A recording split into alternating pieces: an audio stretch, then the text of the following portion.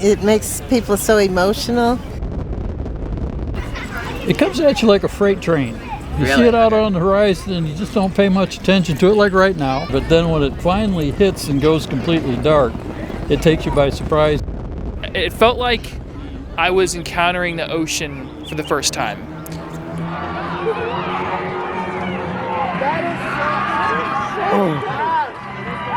How far would you travel to see this again? Australia in 2027. Really? You're Yeah, going? for sure.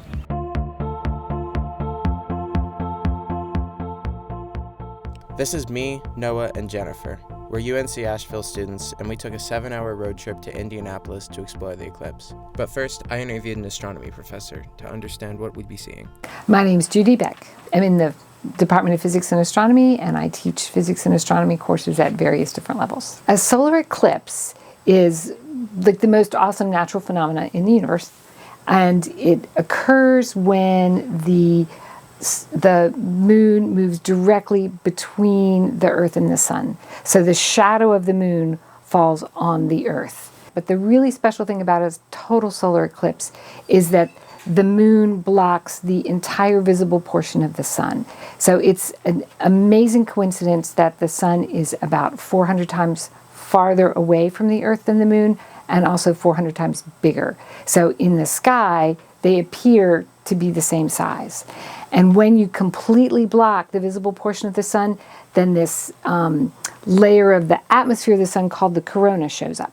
And we can't see the corona normally because it's dimmer than the night sky, but it appears when the sun itself is blocked by the moon. So people are trying to figure out what mechanism it is that heats it to even hotter than the bright surface of the sun that we see. The sun's about 100 times bigger than the Earth.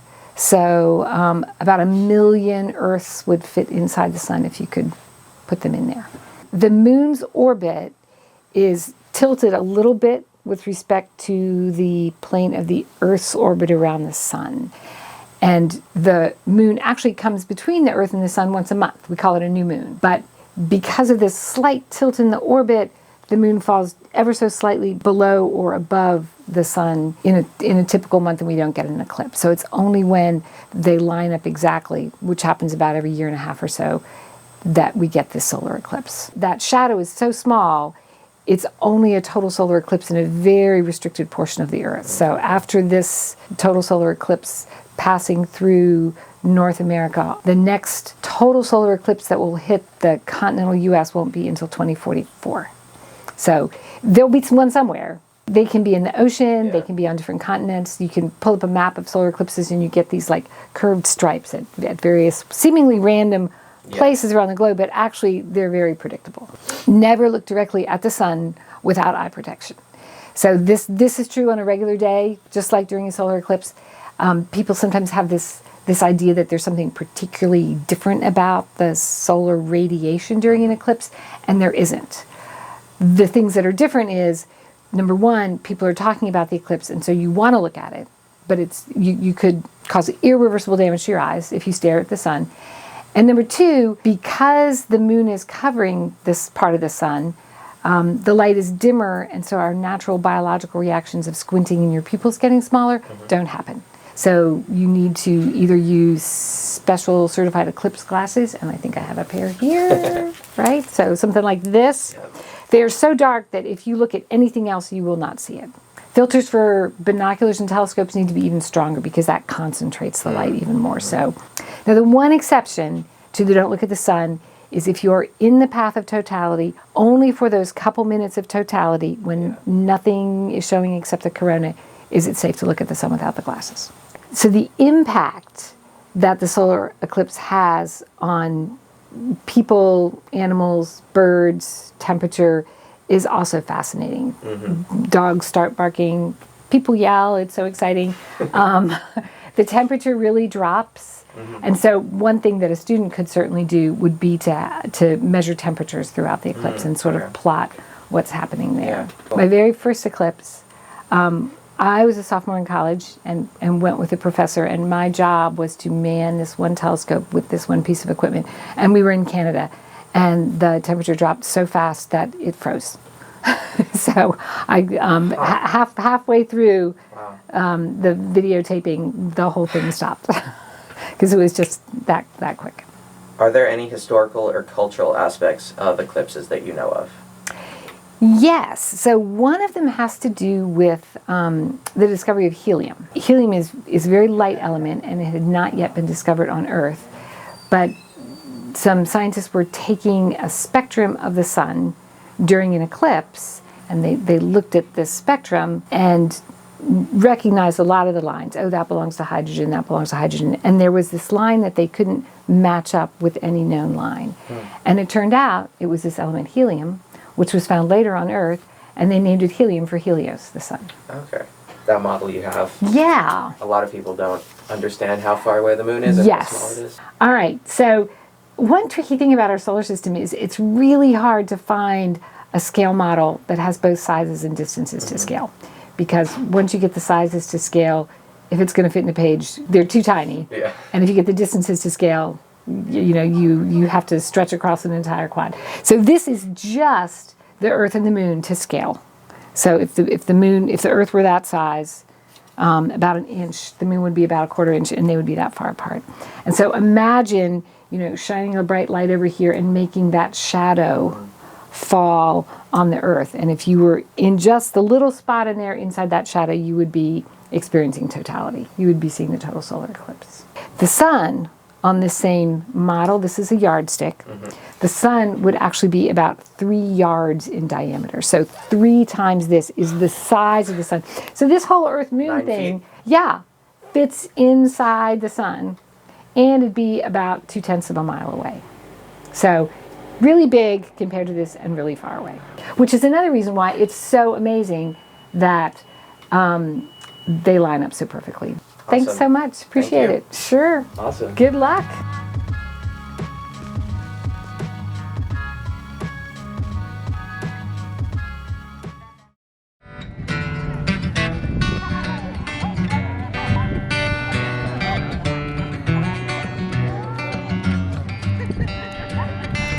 What's your name? John Mitchell. I came from Chicago. Chicago. Okay. How long of a drive was that? Oh, I came down on Saturday. It was no problem. 3 hours. And what do you have here? So I've got 2 cameras. I've got a telephoto. I'm going to try to shoot up close to the eclipse, the corona, and then I got a wide angle over here to try to get the sort of the environment and take a sequence of shots. And I'll try to put together a composite photograph out of that just sort of shows the whole sequence through the 3.5 hours of the eclipse. Is this the first eclipse you've seen? No, I was in Carbondale 7 years ago, and unfortunately I only caught a glimpse of it, but that got me really excited to try again, so 7 years later. The weather not good? Or were you not in the total? No, I was in the total area, but the clouds came in at the last minute, and big thick clouds, and it was like, oh no. So these are high clouds, so I think we're going to be good. It doesn't look bad.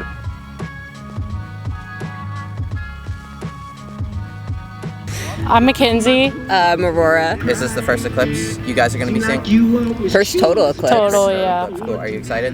Yes. Yes. Do you guys believe in any spiritual or cultural things related to the eclipse?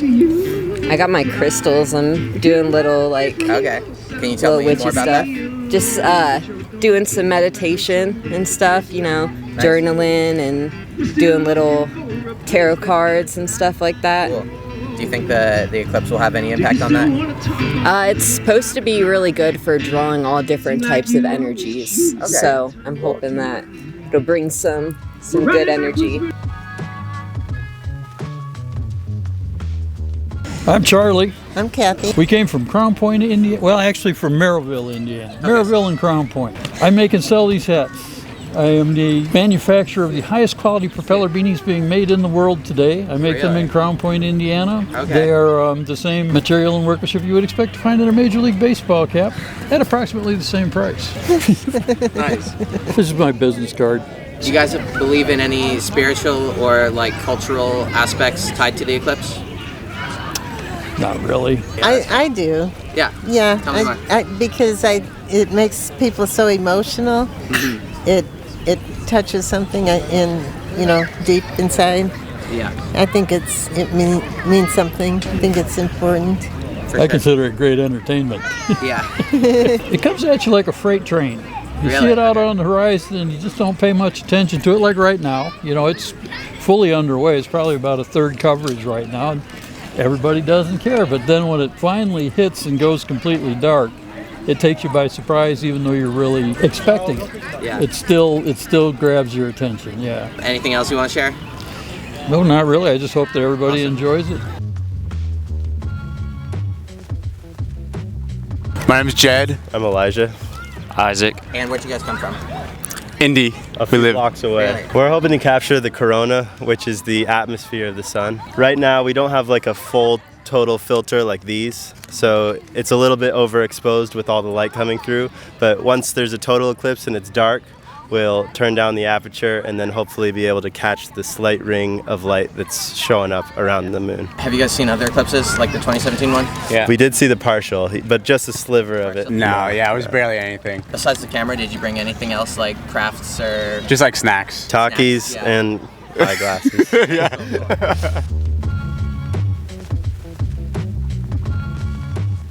All right, Noah. All right, Adam. What has happened that you weren't expecting?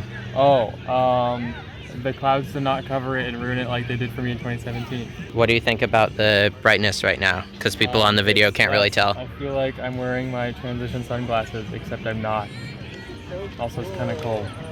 And what are you doing with your phone? I'm going to film the whole environment because there's going to be like a million pictures of the actual eclipse, but you know, I was like, this is where I was, and here's what it looked like when the eclipse happened. Thank you. What has happened so far that you weren't expecting? I wasn't expecting the blue to become muted. Like the skies were blue and now they're like some pale color. I wasn't expecting the shadows to be different. It kind of feels like I have sunglasses on, but obviously I don't. Ooh, I feel like it just got darker. It feels like they just cranked down the saturation of light. Yeah.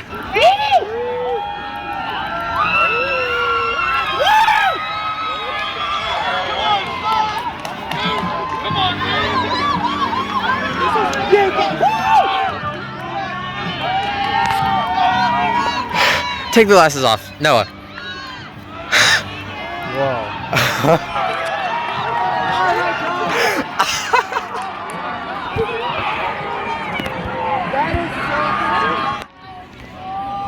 Dude, my phone like can't see anything. It's like it's nighttime.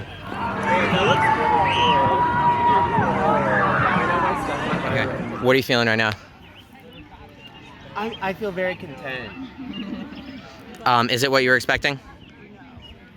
It's different seeing it in person. What's the biggest change that you would want to describe to someone seeing this through a screen? It's way more crisp. Way more crisp? Cooler. The colors are cooler. Mm-hmm. Oops, she's popping off.